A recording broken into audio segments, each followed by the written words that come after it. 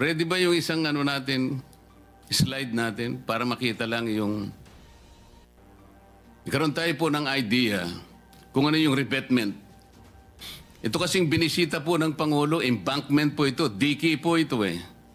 Yung embankment po, pangkaraniwan pagka diki, ginagamit din kahit na mga tricycle lang, mga motor nakakadaan. Pero dapat merong slope protection yun eh. Pagka yung embankment lang, pagkatapos yung binaon yung bakal, wala pa rin, magigiba yun. Ready po ba tayo doon sa isang slide para magkaroon? Ayan po.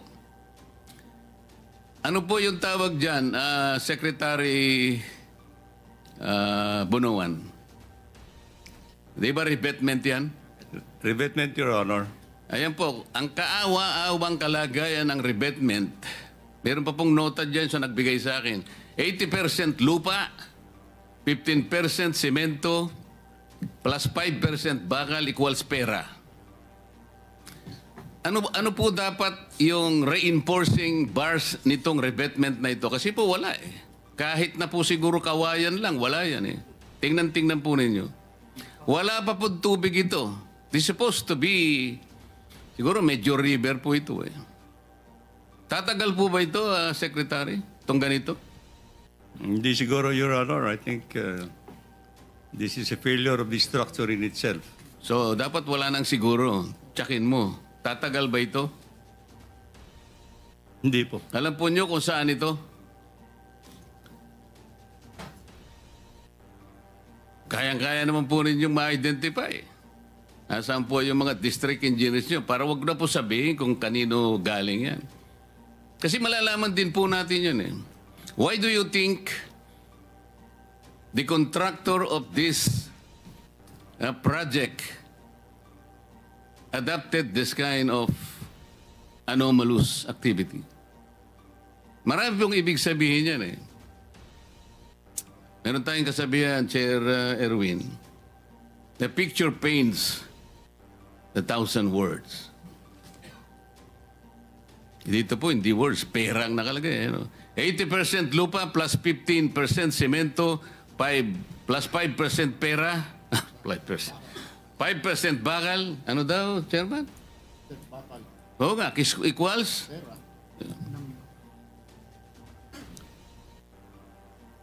This is a microcosm of the projects.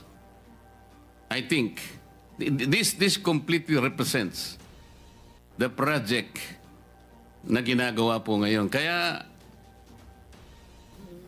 wala po talagang mangyayari sa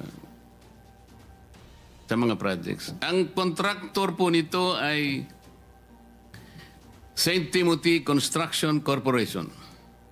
Nandito po ba ang representative? Ang sinasabi ko po yung kalumpit. Hindi ko po sinasabi ito. Ito ano lang po ito. Ibang project po ito. Pinakikita ko lang para magkaroon po ng idea ang mga kababayan natin kung sila'y sumusubaybay sa atin. Pero yung sinasabi natin sa Kalumpit, Bulacan kanina, ang contractor po, ito yung embankment is St. Timothy Construction Corporation. Meron po bang representative ngayon?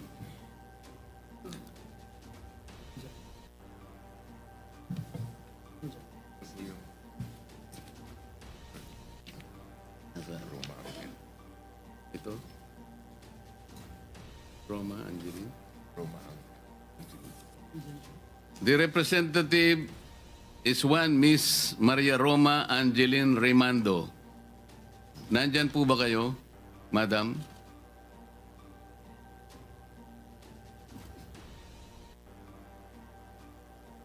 Nawala po kayo? Kanina po... wala? Wala pala sila.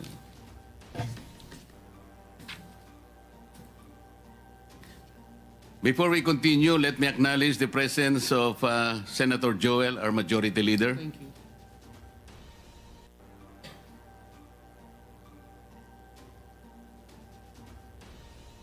Before I continue, some of my colleagues would like to make short opening statements, no longer than 2 minutes. Please. Let me acknowledge also the arrival of Senator Bam Aquino. Oh, nabanggit ko. Any one of my colleagues who want to... The first one to arrive. 2 minutes, sir. Thank you. 1 minute lang, Mr. Chairman. Thank you, Mr. Chairman. Mr. Chairman, good morning. Good morning, everyone, our resource persons. Good morning po.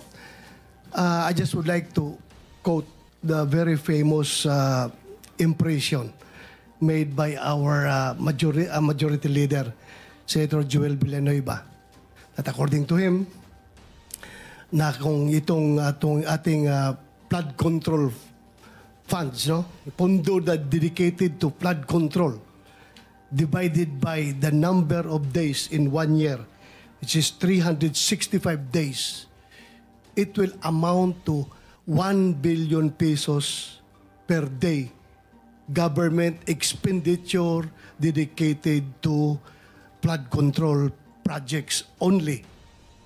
So, sa ordinaryong tao, pag ito'y kanilang narinig, talagang lalong-lalo na, including me. At lalong-lalo na yung mga taong kasalukuyang nabibiktima sa mga baha. Iniisip nila na sana yung 1 billion a day na yan, binigay na lang yan sa amin at kami na ang gumagawa ng flood control dito sa aming lugar para ma-mitigate yung sitwasyon na ito. But anyway, we are not entirely blaming everything to the projects. Meron tayong, we have a plethora of reasons bakit nangyayari ito. Meron tayong climate change, meron tayong sinasabing yung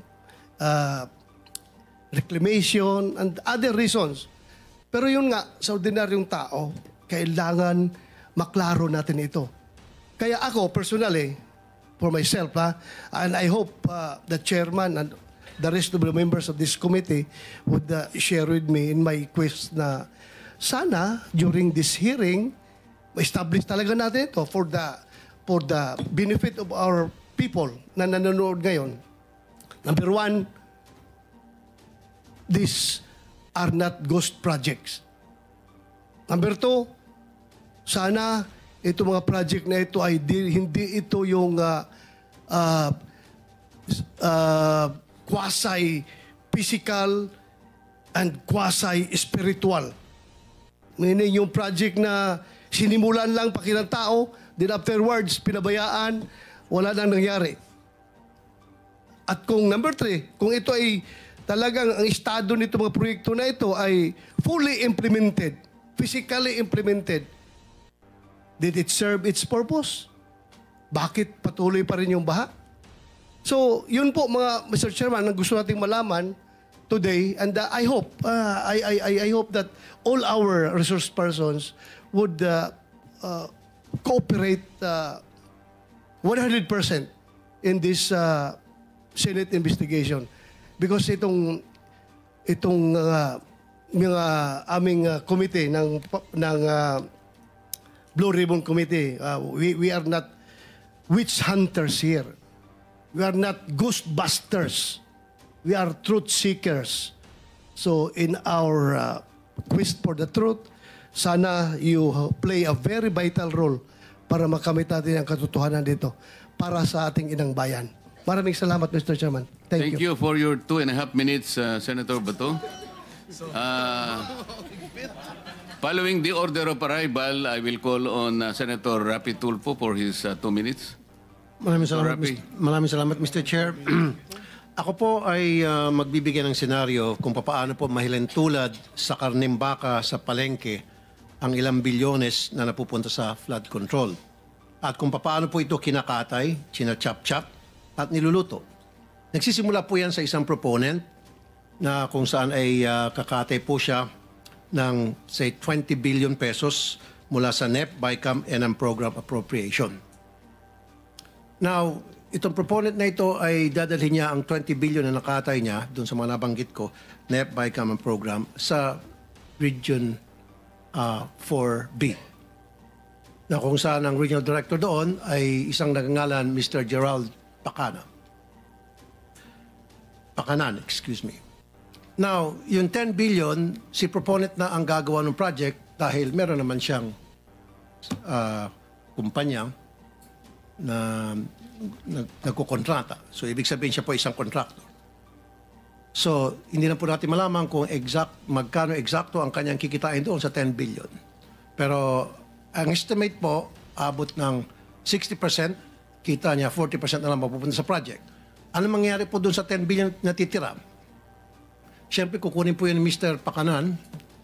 At yung 5 billion, si Mr. Pakanan na po ang gagawa ng project dahil meron din po siyang sariling kumpanya na nangungontrata. And of course, doon sa 5 billion niya, magbibigay siya ng 28% SOP sa proponent. Now, anong mangyari doon sa 5 billion na natitira na? Yun po ay bibigay ni Mr. Pakanan sa kanyang mga kaibigang kontraktor. And of course, again, si proponent kikita po ng 28%. Si Mr. Pakanan kikita ng 18%.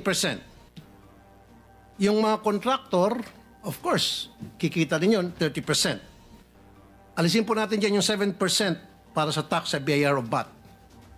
At meron pa pong 3.5% para sa tinatawag na EAO, Engineering and Administrative Overhead. Kasama po dyan bids awards committee at kung ano na pa. So 3.5%. I-add nyo po yan total, 86.5%. Magkano lang po napupunta sa project? 13.5%. Ganun po yung kalokohang nangyayari dyan sa Region 4B. Now, kunti na lang Mr. Chairman. 40% ang ibinabayad agad sa mga contractor at kay proponent kahit hindi pa po tapos ang project o kahit hindi pa gawa ang project at gagawa po sila ng mga fake accomplishment report, dinodoktor. Yan po yung example lamang kung paano po binabalasubas ang pera para sa flood control na dapat po ay imbestigahan ng committee to sa susunod po ng mga hearing. By the way, isang Ryan Altea ang nagpakilala dito kay Mr. Gerald Pakanan doon sa isang proponent. So, ibig sabihin, ito si Mr. Altea ay well-connected na ngayon po ay na-promote pa. Ang daming kalokong ginagawa, na-promote at siya po ngayon ay isang direktor sa main office. Maraming salamat, Mr. Chair. Thank you, Senator Tulfo. For the record, that's 3 minutes. Oh,